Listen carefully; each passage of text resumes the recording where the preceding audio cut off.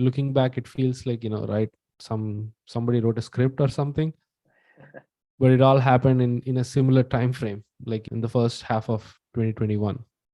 So What does it yeah, mean I mean, by applying in public? Did you just publicly post your application letter and all of that on Twitter? no, not in such nitty-gritty detail, but I kind of like announced like, hey, I'm applying for product hunt. There is a position I'm interested in. This is why they should hire me.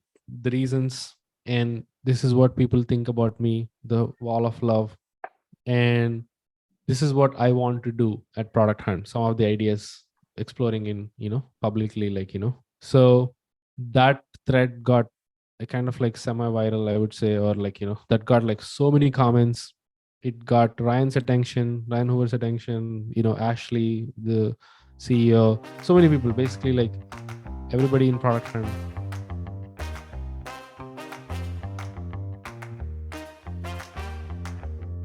Hey, welcome to Beginner Maps, where we showcase stories of scary career pivots so that you get the courage, path, and role models to carve out a career that you love. Today we have the one and only Sharath with us. Sharath has worked with some iconic community-led companies like Product Hunt, OnDeck, and currently Threado, where he is the head of community. A fun fact, Threado's co-founder Pramod Rao was guest number 2 on this show. So this conversation has been a long time coming. And what made it happen this time is Sharath's recent win, where he sold his side project Shoutout to a UK-based product studio. He started building this project about 2 years ago and reached 30K MRR with it. This is amazing. So Sharath, I am super excited to talk to you about all your career transitions and the scary pivots you've taken in your iconic journey so far. Absolutely. Thanks for having me. One small change, it's 30K ARR, not MRR. Yeah, so sorry, misspoke. Yeah, excited to chat about the details and, the lessons I learned and everything else in between. Awesome.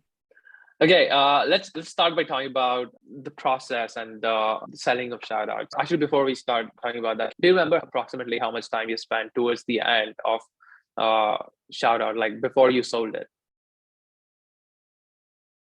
2022 was very slow for Shoutout because me personally, I haven't, spent much time on the platform itself. So I would discard 2022 altogether.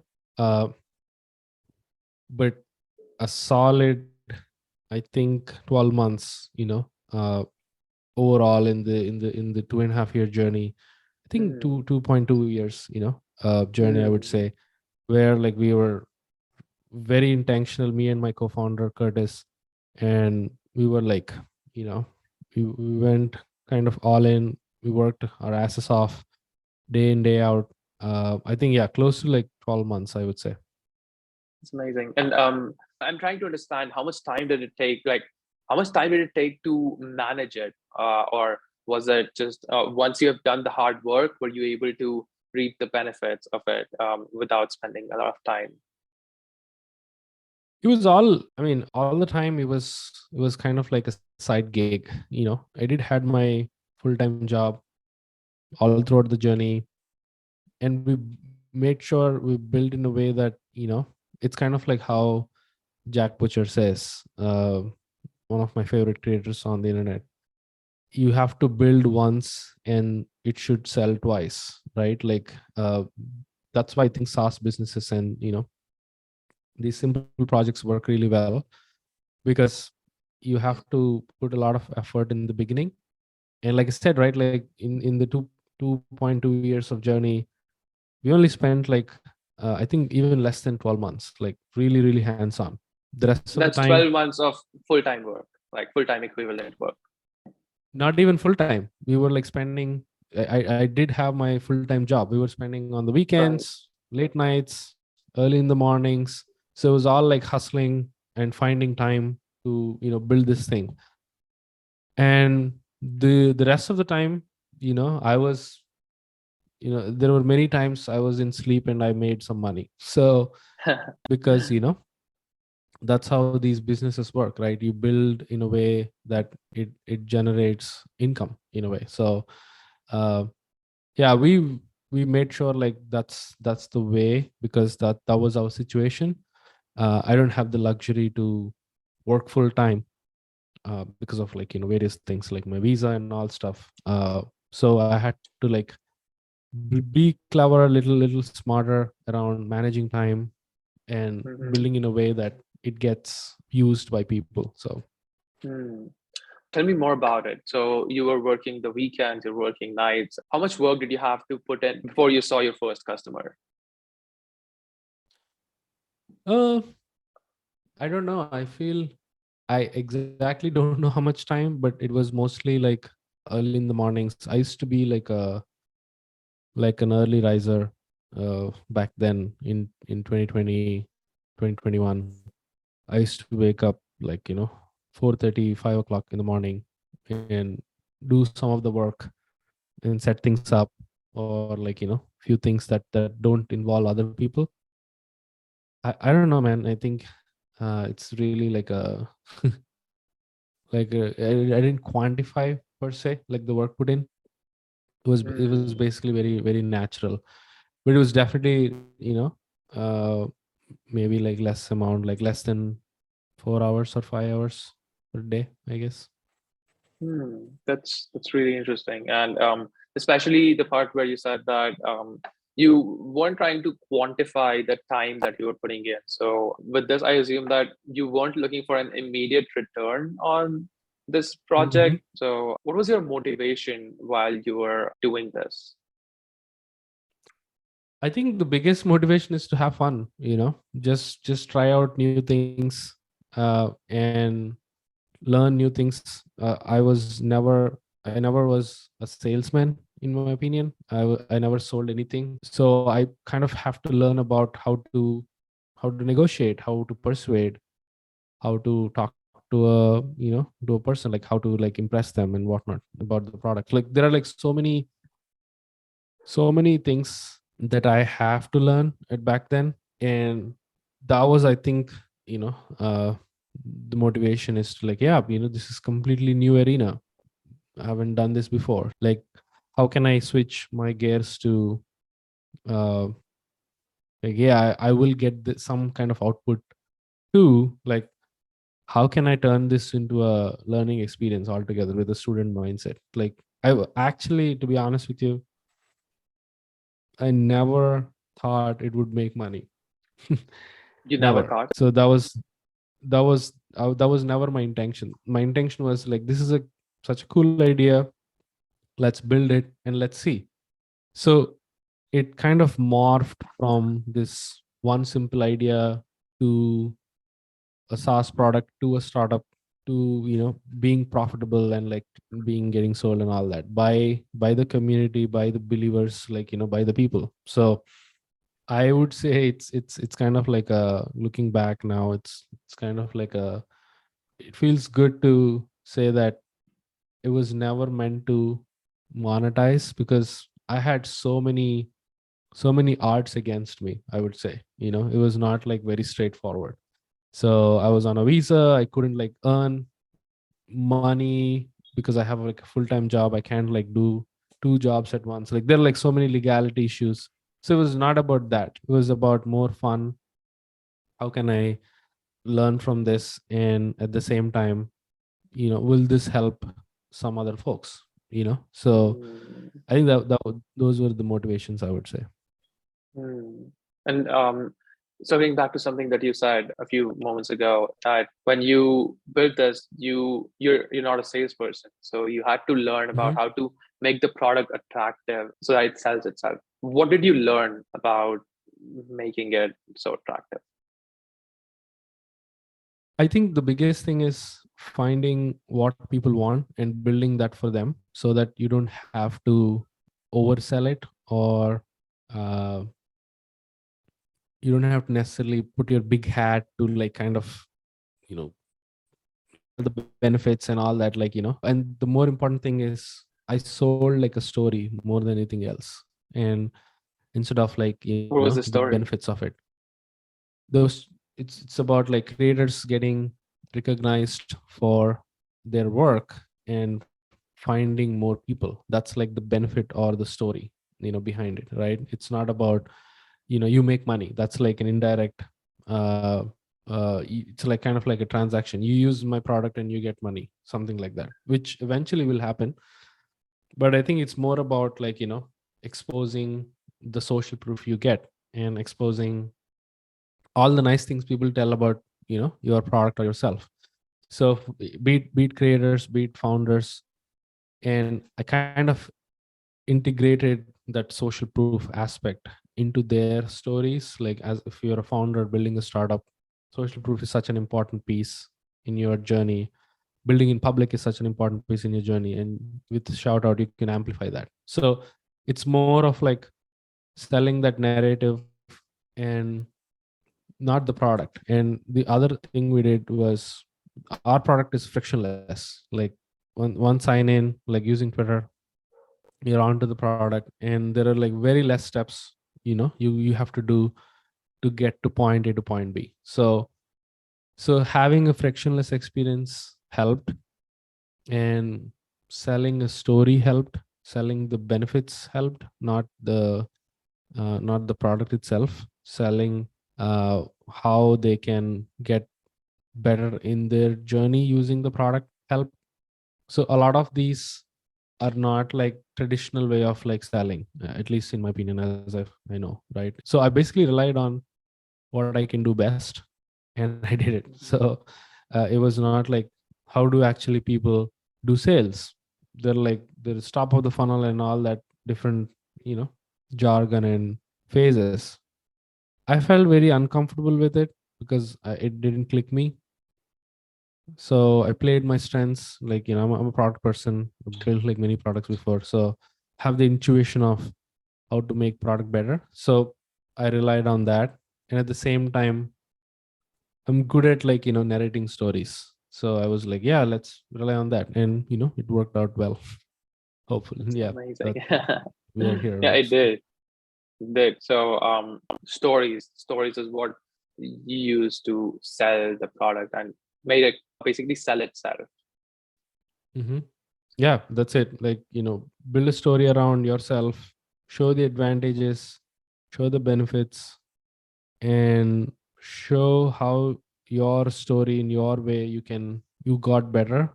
And usually like it becomes relevance to others, your users, whoever that is, right? That's why I think you have to build for yourself.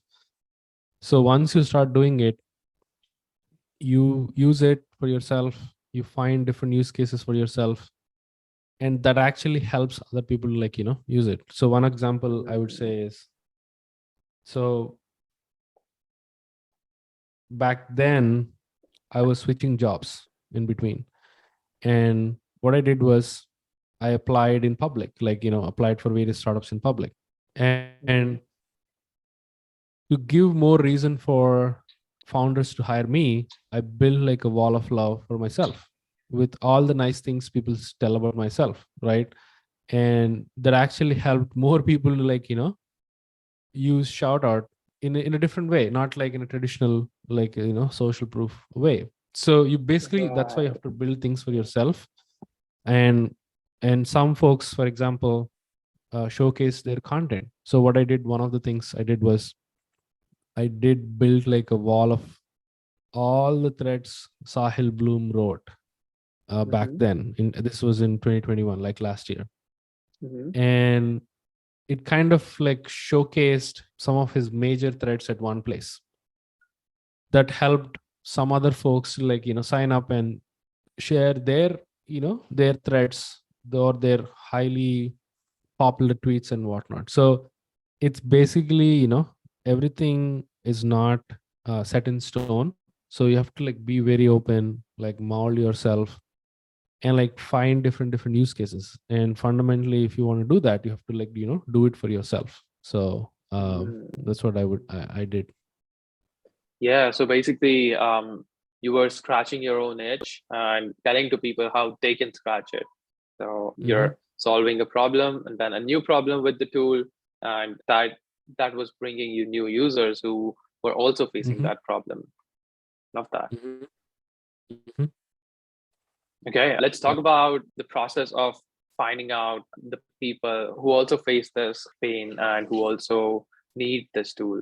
So I was reading your thread that you made about when you sold Shoutout, and you took us from the journey of building it to all the way to selling it. And in there, something was really interesting, which is that when you were trying to show the first MVP, you showed it to Julian Shapiro, to Riley, and of these amazing people. And like I was looking at it and I was thinking, that's an amazing list of people to be able to show your MVP to.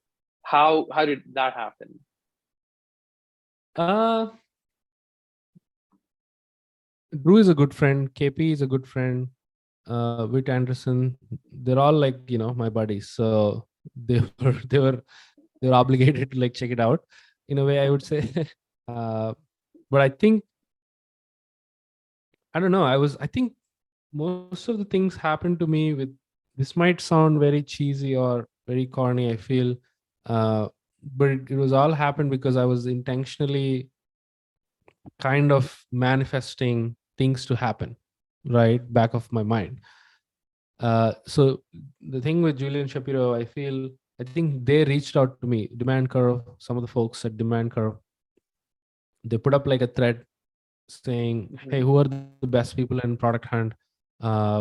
I was not at Product Hunt back then. I was still at a different startup, but I was very active in the community, and many people tagged me into that thread. I said I would love to help you. They were writing some article, so they set up a meeting with me when I was actually like literally juggling between the landing page and MVP of Shoutout. And that meeting happened, and like just like how you asked in the beginning. So they said, we would love to like help you in any way possible. And so I did deliver value. I said, shared my experience of product and everything. And in the end, I said, I don't need much. I just need like 5-10 minutes of your time, Julian. And he stayed. And I showed the landing page. I showed the broken MVP, which was even not like, a fully baked one. But I actually explained how I'm thinking point A to point B, how a user goes. And he said, wow, that's amazing. I love it. And he showed his broken wall on his website, which is like Twitter Wow. embeds. So that's where I found like these people are already doing it. It's not like something new. A lot of many people are using Twitter embeds to embed their tweets, but they suck. They're slow, they don't load fast, and they're like, many disadvantages. So he said, this sucks. My website loads very slow. If you can build an embed that has, in a most beautiful design, whatever it is, I would love to pay for you. That actually initially boost my confidence. Like, oh wow, okay. He said about mentioning that becoming a paid customer. I was more expecting like, how can I make the idea better? That's it, because it's still in idea stage. So I feel those conversations, again, same thing. I've onboarded Jack Butcher.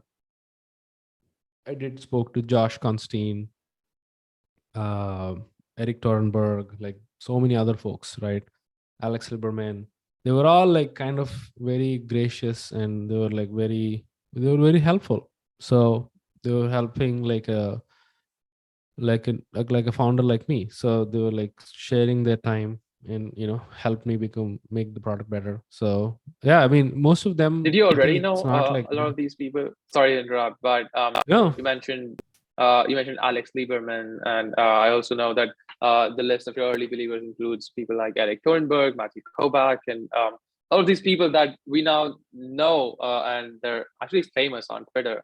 So when you were building Shoutout in the initial phases of it, were you already friends with them, or did it happen? Yeah, how did that happen? Actually, no. I don't know anybody of them. It was all like, power of the internet. Uh, I think I only know Eric Torenberg through KP. But even then, it was an intro. Like I never spoke to him directly. Uh, yeah, nobody actually know. I don't know anybody of any of them. I was just like some folks like take Josh Constant. I cold DM'd them saying that, hey, I would love to show you. What do you think? And I think that's the power of Twitter and power of the internet is to, if you put content consistently, over time, some folks realize and recognize. And these folks were like, yeah, I don't know. I feel like I might put like some insane content out there on a consistent basis. They might have like recognized that or something. I don't know. But yeah, most all of them were either I approached like, either cold DMs or got an intro from friends.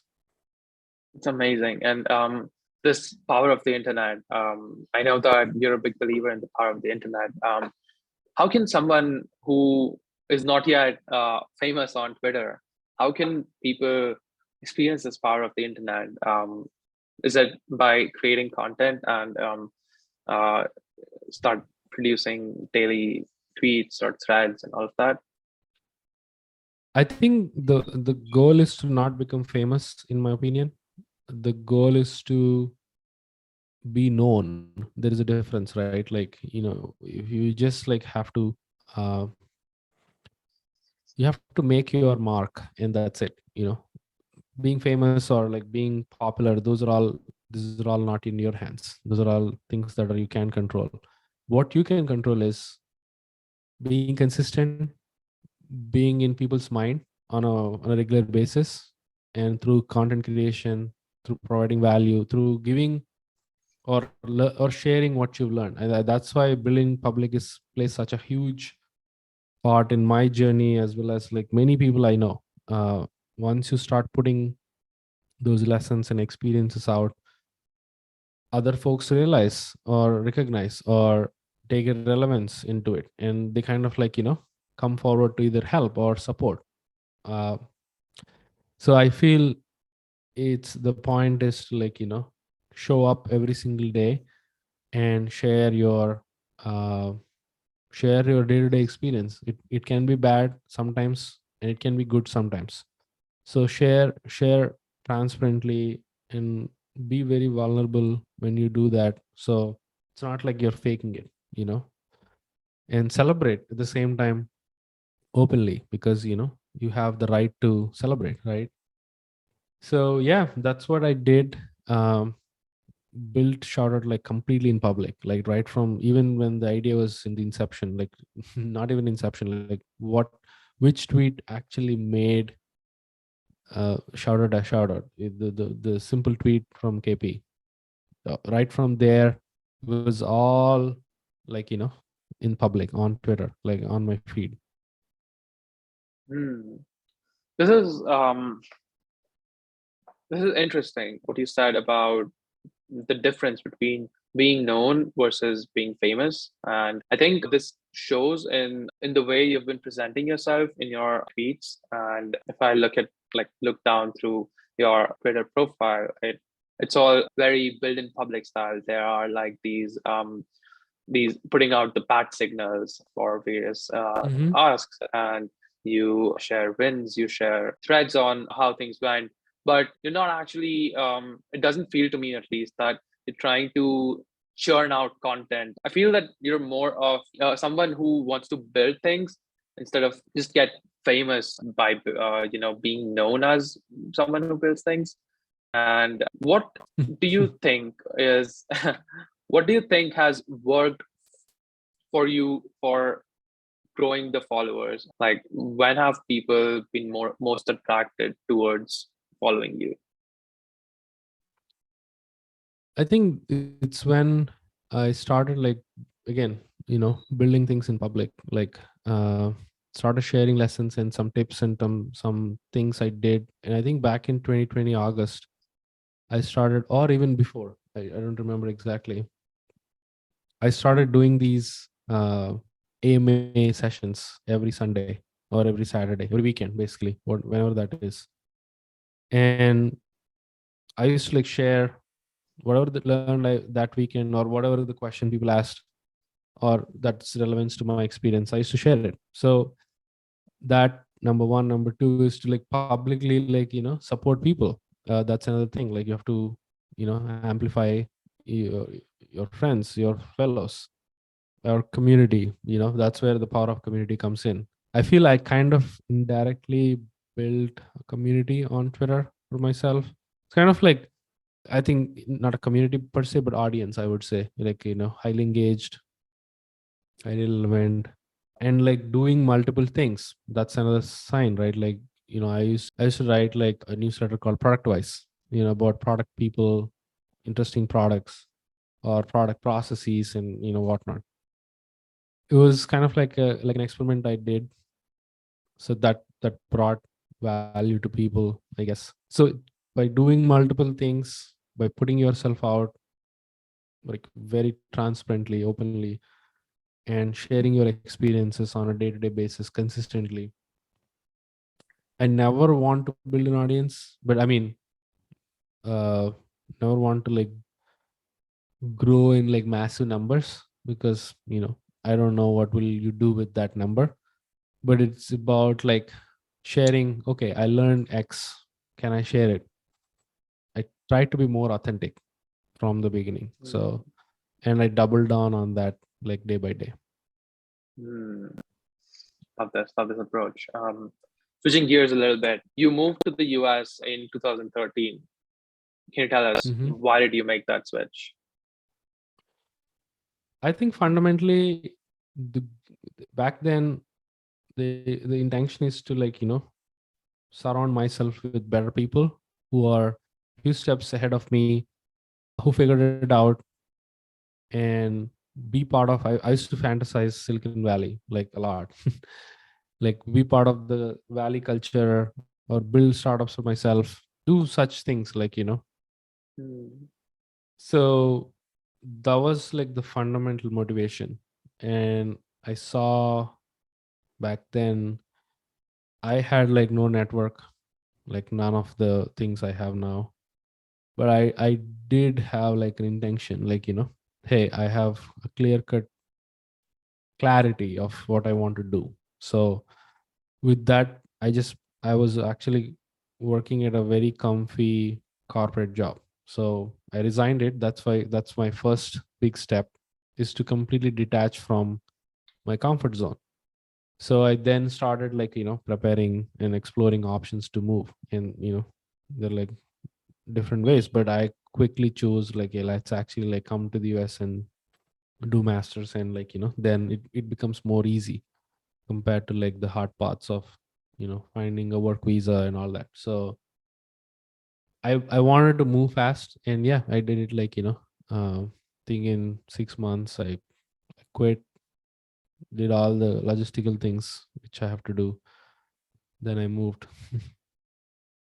What was the hardest part about moving to a completely new country, and I think uprooting yourself from the comfort, like not even comfort, it's basically who you were and like your identity up until that point. So what was the most difficult part about it?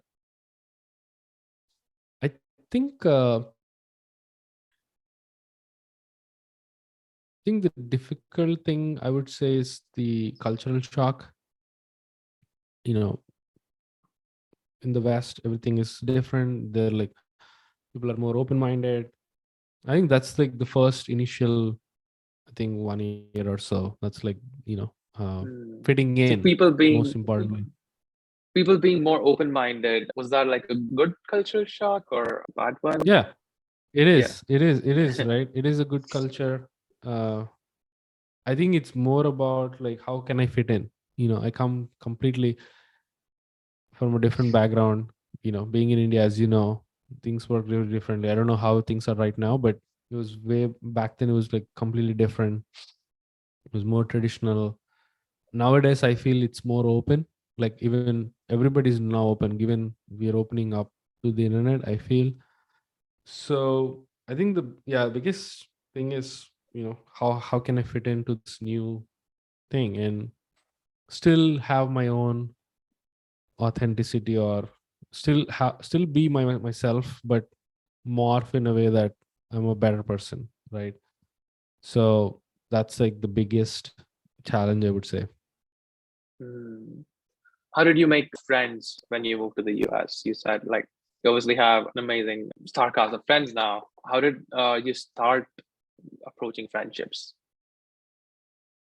No, when I think all these friendships really started like in 2018. So I was not very active, even though I moved here. I was kind of like, again, same thing, right? The real my real journey started like 2018. I actually count myself that that's where I kind of took steps. All before that was like a trial run, like experiments, doing different things, you know. I still have a lot of limiting beliefs, which I still do. uh Kind of like managing them, versus like doing things for myself. So 2013 to 18, all those 5 years were like very survival mode, I would say. It's like to survive in the US with the visa. I i used to speak very bad English. I have to learn myself. I used to watch like these movies and like, okay, this is how people speak, these talks, these TED talks, and all the speeches. It's kind of like self learn myself. Even today I make mistakes, Mm-hmm. beat my vocabulary and whatnot.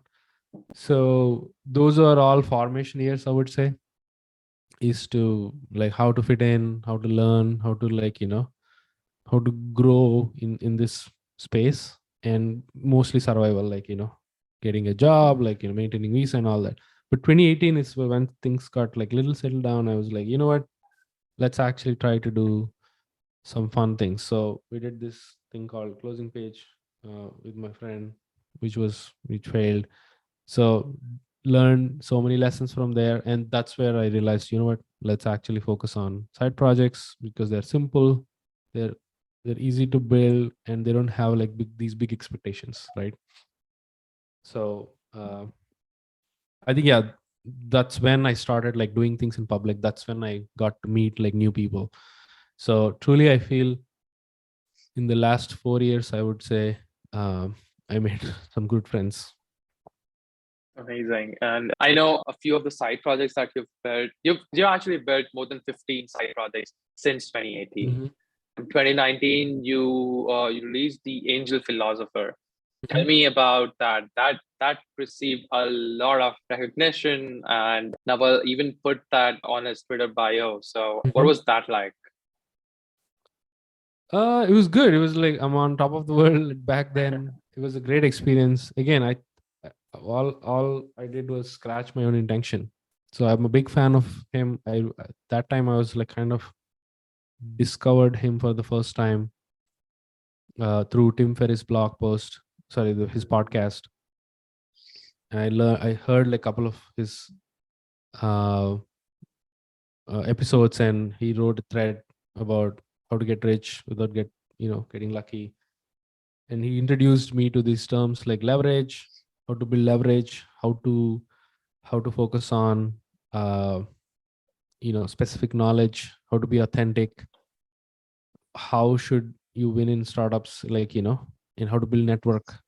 So all these fundamentals, I would say, that actually helped me. And I felt like back then I used to spend hours of time just to find his content, which is like at different places, like some are on YouTube, some are on like blog posts, some of his content are like on podcasts, and I used to crave for them.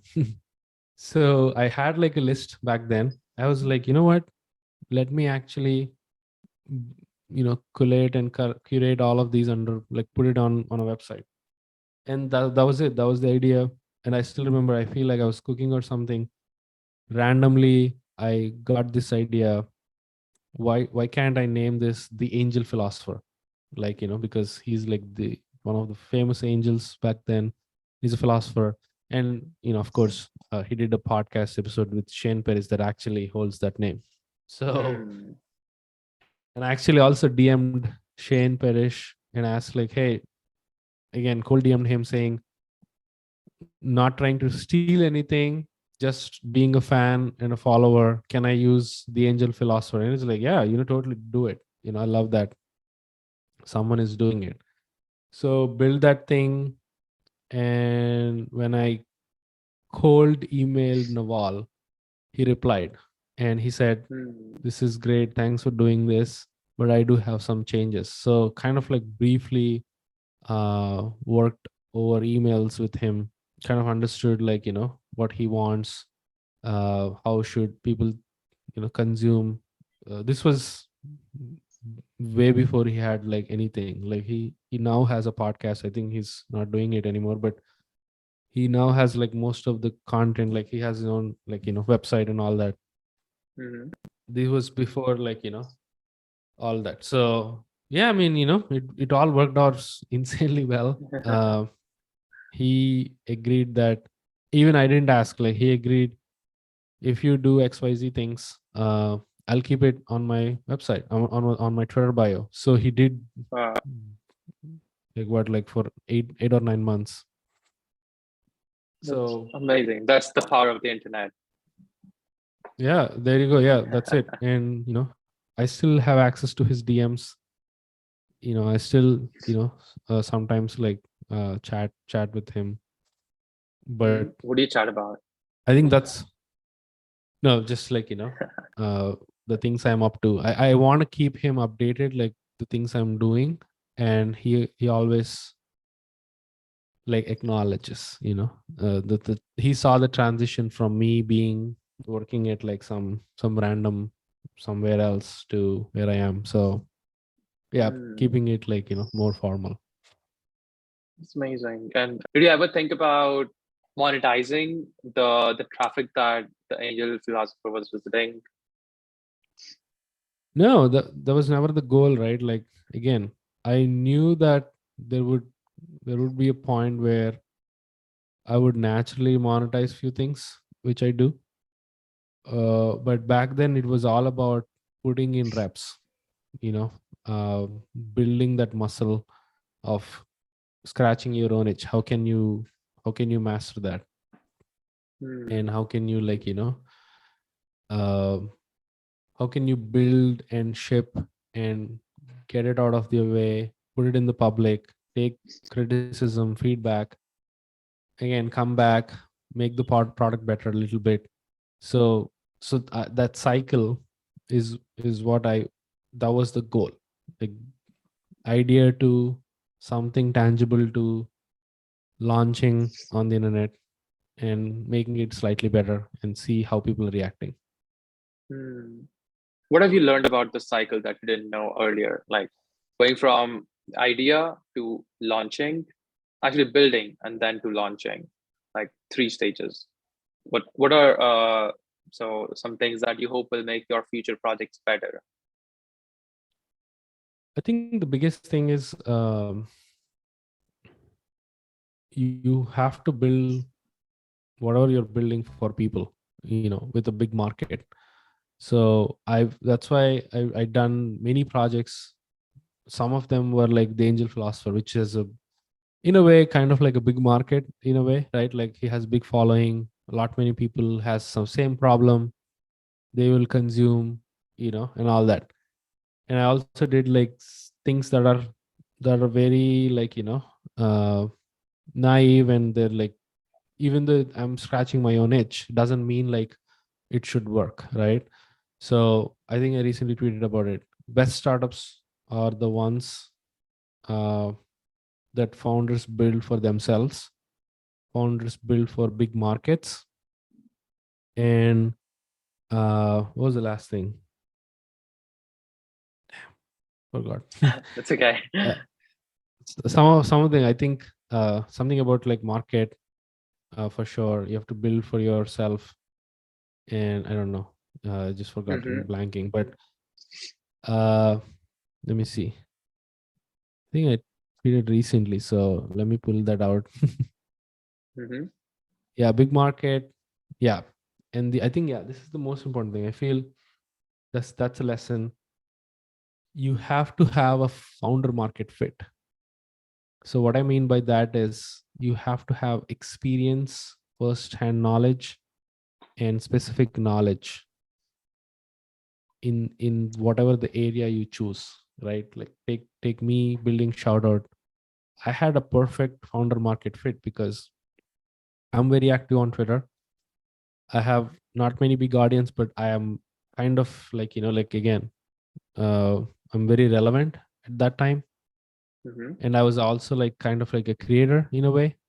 So, and it's it helps people to like trust you very fast, right? And they know because you have skin in the game, and they believe because you have skin in the game, and they pay you because you have skin in the game. So, and if it has a big market where it gets like insanely where it gets scaled insanely fast, and it's also solving your own problem, I feel those are, I think, the biggest three things I learned in this cycle of idea to building to launch to listening, feedback, and iterating. But yeah, that was never monetization was never the goal. Mm, Honestly. right. The goal is basically to have fun and to scratch your own itch. Is that right? Mm-hmm. Mm-hmm. Right. Scratch your own itch, and uh, and just have that learning mindset. Some things you learn that you never experienced before, so have that open mindset. uh, yeah, and doing things for yourself is the biggest thing, I guess, because you'll be your own consumer, and you might Mm-hmm. share with a couple of friends, and all of Mm-hmm. so many projects started like that, right? Take Gumroad started like that. Sahil Lavinja, he basically built for himself, like where he can sell his art. uh, Mailchimp was built like that. Mm-hmm. Coinbase was built like that. Um, Right. so mostly, I think, you build it product hunt. Ryan Hoover built for himself to find other product enthusiasts, other PMs who are passionately like discovering new products. So, and it's really hard. It's not like that simple. Like even take Shoutout, like it's not like a unicorn, right? It's not like the next big thing, because it doesn't have that big market, I would say, even though it has market, but it's not like something like, like Coinbase, for example. So that's where I want to learn. That's my next chapter, I would say. It's like I learned how to bootstrap. I learned how to like, build things for people that can click, but there is no stickiness, like, and there is no, it's still like I would say it's a market, Mm-hmm. but it's not like a billion dollar market, I would say. So that I learned uh after, like, going through all the cycles, and I was like, okay, I accept this. Might as well, like, close the loop and get an exit out of it. So that's why one of the reasons is to, you know pick that option, and uh we went with it. But yeah, it's really hard to find a sweet spot, uh because you can really say how big the market can be, and uh which has a problem for yourself, and where you can excel, like you have a founder market fit. So Hmm. Now, what's the founder market fit for the Undefeated Underdogs podcast that you're doing that's a good question. I always feel myself as an underdog. Even like I said, right, there were so many odds against me. There are still so many odds against me even as we speak, right? And all the things I did was always have like a small chip on my shoulder, and I always wanted to prove for myself that I can do certain things. And I did few things I think I'm proud of in the process. Again, I'm still work in progress. I haven't done most of the things I want to do, and I hope to pursue them, achieve them in the future. So I want to find folks like myself who basically experienced obstacles, but they didn't give up. They turned them into opportunities, either for themselves or for, like, for others. Like, they might inspire people. So it's all about, like, finding those interesting folks, and kind of like bringing their version of their stories out, uh, so that the goal is, again, it's not to become the best podcast or not to monetize this. It's to help one person. If someone is listening somewhere sitting in the world, they might think, you wow, Jack Butcher, before building $1 million business, he couch surfed once. That's an incredible inspiration right there. And s- like many other like stories, like, uh that's so amazing and inspiring. Let me do it. If someone else listening can inspire from these guests, and that's it. I'm basically a mediator, or a catalyst, I would say, that brings these stories out. So Hmm. So, once again, you mentioned that the goal, even with this podcast, is not to make money, but it is to show these stories. So, how do you balance the need for making money? Because um, you're still doing your day job, you're doing a full-time job as the head of community at Threado, but you can also, like, instead of pouring your time into a project that may not make any money, like, you could choose to, I don't know, maybe consult, and that can directly put money on the table and get uh, get more resources for you and the family. But then you still choose to do this project and take this bet. Why? How do you balance these two needs? that's why I have a full-time job. Hopefully, I think eventually my goal is to, like, whatever I do out of my passion, right? I'm again, that's why I pick and choose even my 9 to 5 job in a way where I'm like truly myself, and I enjoy, or giving my best, just like I'm doing it with my podcast and other projects. So that's another pivot I took in my journey. I used to work at Fortune 500 companies before. This was like 2019, even 2020. I was like at a big, big corporation. I was like in a traditional job. So it was very painful back then because I never enjoyed it. I did that for paying my bills, running, like, smoothly, living a life like a normal person, having a roof, like wearing some nice clothes and all that, right? So basic needs. That's where I realized, you know what, fuck all that. I feel I've had enough. I came here to, like, be involved myself in startups, right? So why am I, like, wasting time working for some hierarchical, like, bullshit managers and whatnot? So I think in 2020 I decided, like, you know what, I want to break into startups. I believe that I can, do it.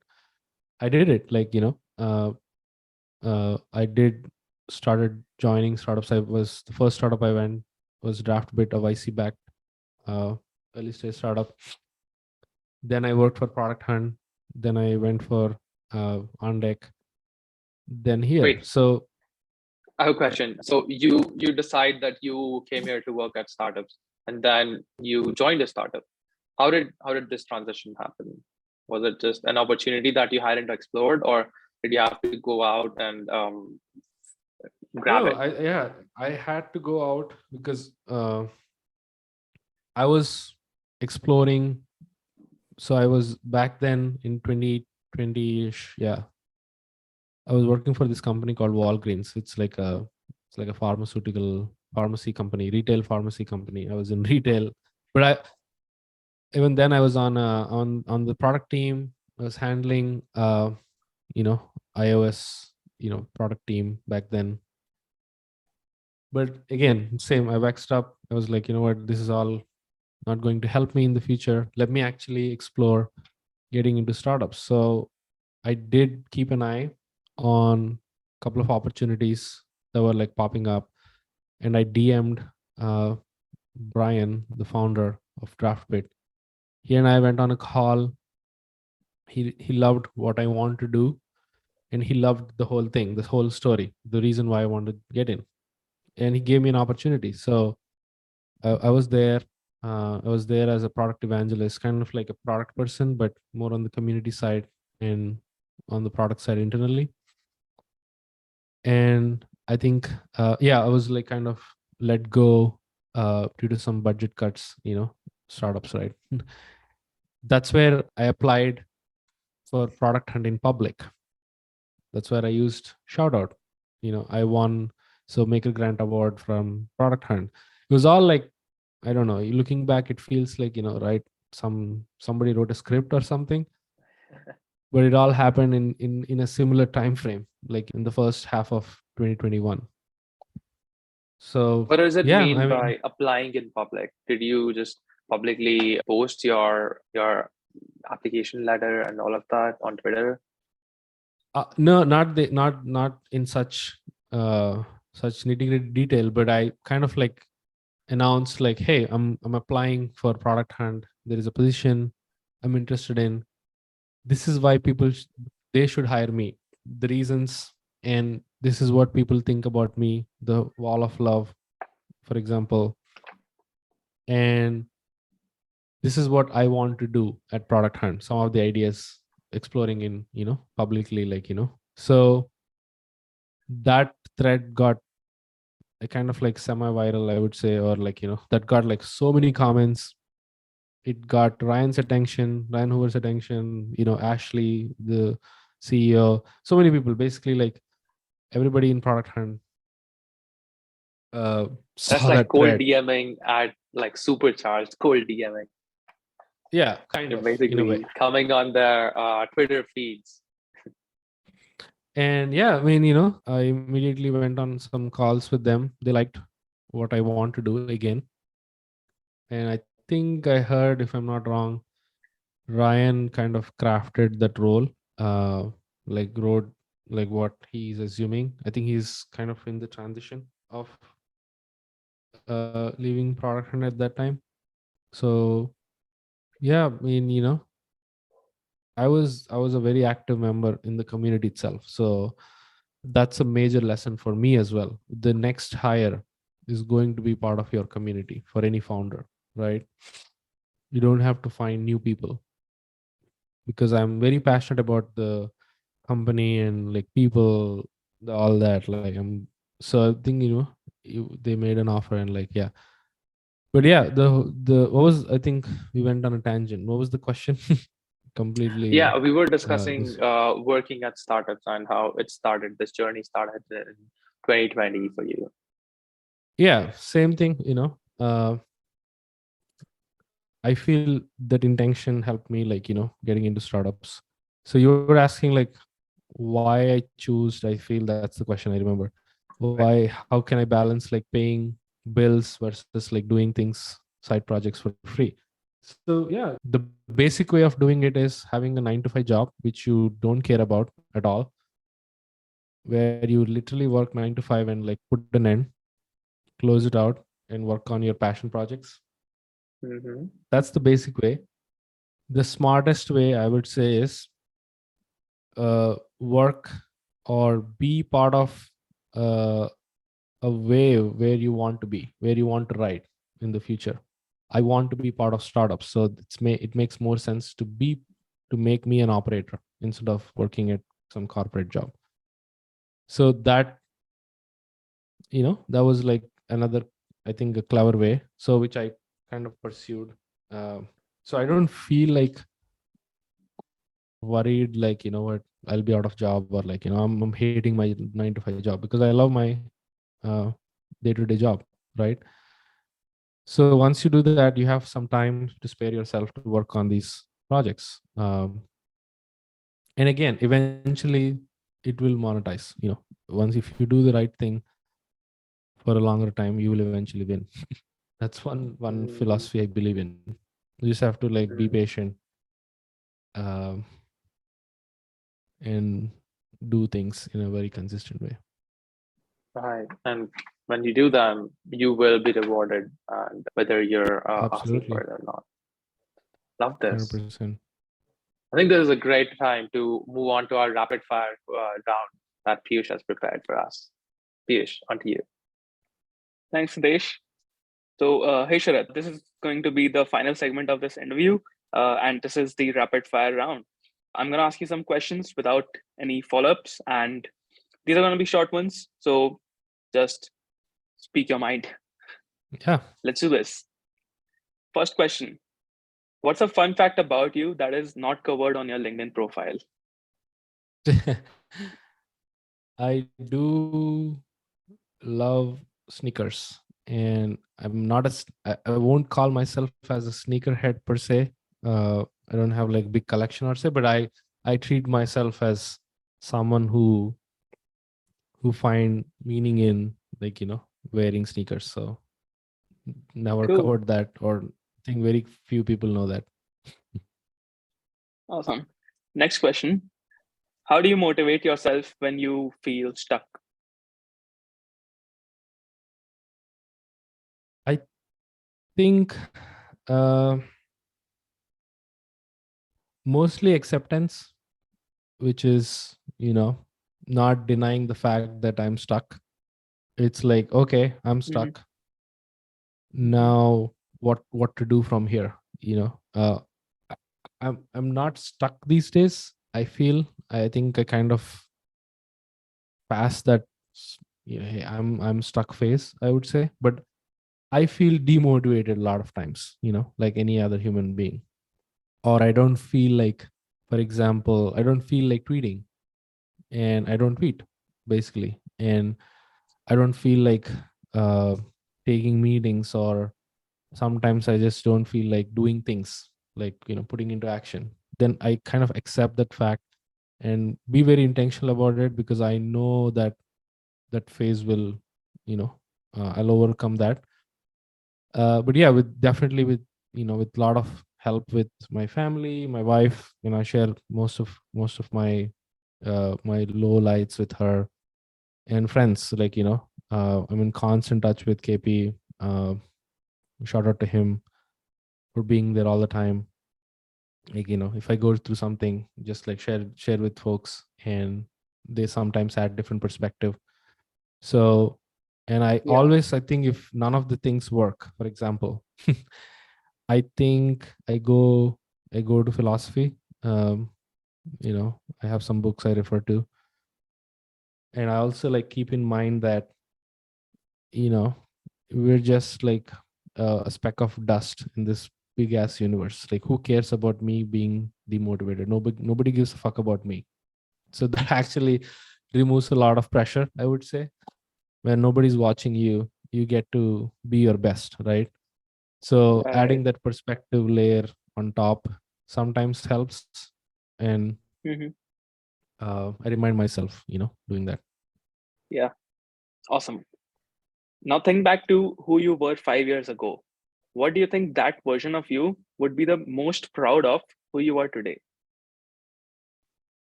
Wait, that's a very tricky question. Can you come back? What was that? Yeah. So I want you to think back to who you were 5 years ago, and I Okay. want you to tell me like what that 5 year old version of you would be most proud of what you are today. Like what you have done I during those think, five yeah, years. I feel I kind of like am still consistent, in a way. So I think the most proudest thing is I still try to do things. I still keep on trying. So I feel, in my opinion, um, if you try, then you're winning the game. That's it. So the trying itself is more important to me than think I tweeted about this as well. Not many people don't agree with me on this particular point, which is you either win or lose, like two different, like it's binary. I think to me is, yeah, those are outcomes, but fundamentally, like you have to just give it a shot. I think that's the most important thing than, both the outcomes. I get it. I get it. So, what's the next big thing you're trying to achieve career-wise? Nothing as of now. I'm still, I think in 2023, I want to do three things. One is podcasting. I want to, like, I'm having a lot of fun. I want to double down on that. Again, going back to building, I want to build stuff again. Like, it can be a side project, simple project to, or the next startup I want to build. Number three is creating content in few ways. Like, I want to write more. I never was, I think I think myself as a not a good writer. So I want to write more, practice more. So write more, create more video content, I would say. So yeah, I think those are the three things I want to do. Nice. And the last question for today: what advice would you give to someone who is starting their first community job tomorrow? I mean, there is so much already people know. I would say it's about like being patient, giving value, and all that. Like, I think don't stress yourself and don't crave for outcomes. That's what I would say. Community building is more about inputs and less about outputs in the beginning. Eventually turn into more about outputs and less about inputs, because it becomes its own engine. You don't have to participate or be involved like on a regular basis, but you still have to be, but not like you're chasing something. So yeah, have like zero expectations and do things for fun. Convince your founder who are working on the same mission. If not, if they set some expectations of like at Q1 you have to move the business needle, then you're not going to succeed. So you have to convince your folks, your team, that it's a long game to play, and you're here to, like, put reps in it. Love this. That brings us to the end of this round and to the end of this interview. Over to you, Nitesh. Thank you so much, Piyush. This has been amazing, Sharath. I think I have personally learned so much talking to you about building side projects and just being a great builder and putting things into the world and the power that it can have, the power of the internet. Thank you so much for joining me on this conversation. Absolutely. Yeah, totally. And thanks for having me. It was kind of like, good session to reflect the journey I had so far. Love it. All the very best to you on all your future endeavors, Sharath. All right. Cheers, guys. Thanks for having me.